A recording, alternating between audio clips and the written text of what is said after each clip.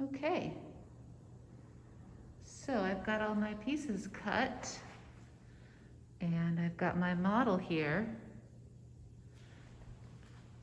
I decided not to do anything weird except I didn't use the wild card. I just cut the pieces according to the measurements.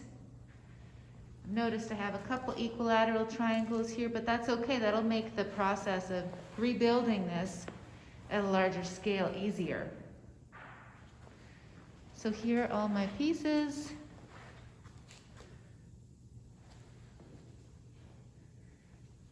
I made sure to write everything down, make a little cut list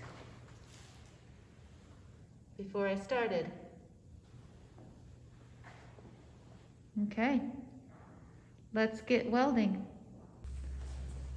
Okay, I just want to show you guys what I'm wearing really quickly before I start talking about welding. I'm wearing a heavy canvas coat. I'm actually wearing a flannel shirt underneath, so that's even a good addition. I'm wearing my thick Carhartt pants, and I'm wearing leather clogs, okay? These are, I actually got these online, danscooutlet.com. You can get seconds for about, I don't know, it's like 40% off. Danscos are really great because they save your feet. You're working on concrete all day. You need to have good sturdy shoes. If you don't have leather boots, hiking shoes, something like that, you really gotta get some. Even, go to Goodwill and just get a pair of leather shoes. For welding, it's necessary because the sparks, you won't even notice, and all of a sudden, your foot's on fire. Okay, so that's what you should be wearing. So there's so much I want to tell you that I'm having a hard time deciding what to start with. But maybe I'll just start with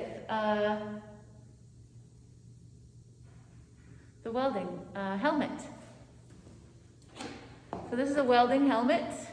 What's really great about this is that it is auto darkening. The light that comes out of the welding machine is so bright it will blind you. It will literally burn your eyeballs if you don't wear eye protection. And not only eye protection, but eye protection that has a shade darkness to block it out. This is an automatic helmet. You guys have automatic helmets too, which is great. It's fantastic. So when it detects the light, it immediately goes black, seemingly black. It actually goes to shade 10 or shade 11.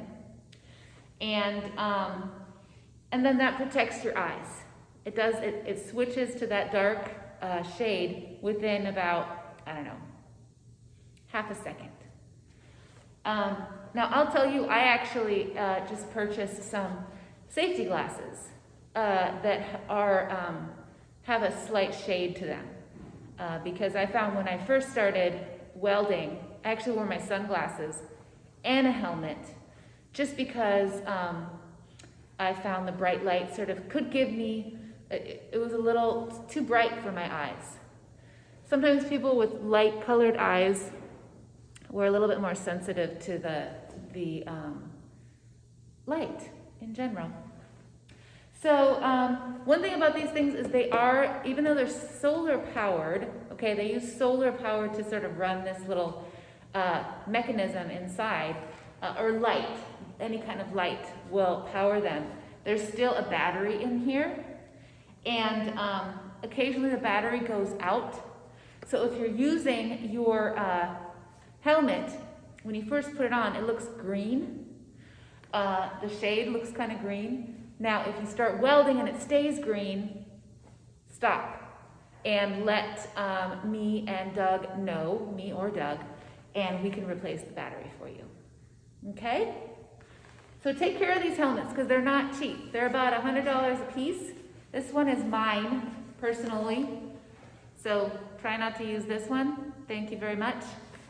So this reminds me too. Because of the situation that we're all living in, we're going to have to clean our helmets before and after each use. So there will be alcoholic wipes in the welding studio because we don't have enough helmets for everybody. So we're going to be really, really clean, which is great because normally welding can be a real kind of mucky job. You start to get a little bit of, the oil off the metal. Sometimes there can even be a little soot that would come on your face, but you'll be wearing a mask, so that won't happen either. Who knew all these benefits would rise out of this pandemic? So we're going to be cleaning our helmets between each use. We also schedule welding time because there's only 3 welders and there are 12 individuals. So there'll be a sign-up sheet and we'll have to weld in an organized fashion like that. We've always done that just because you can't have one person hogging the welder or, sometimes it helps if you sign up and then you'll actually do it. Otherwise, you'll just avoid it. So, cleaning the helmets, signing up for your welding time.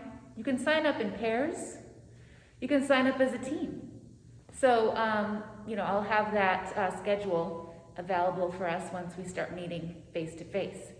Usually outside of class, you don't have to sign up because the odds are there'll be, at the most 3 people in here. Unless it's the day before the critique. Then you better not be welding. You better be grinding at that point. Okay. And speaking of grinders and other tools, yes, we're also going to have to be cleaning those because that's how we can keep everyone safe. So it'll be nice. We'll get to know our tools. We'll keep them clean, and maybe it'll be something that you'll continue to do so that you can take care of your equipment properly when you have your own. All right, I think I'm ready to get down to business.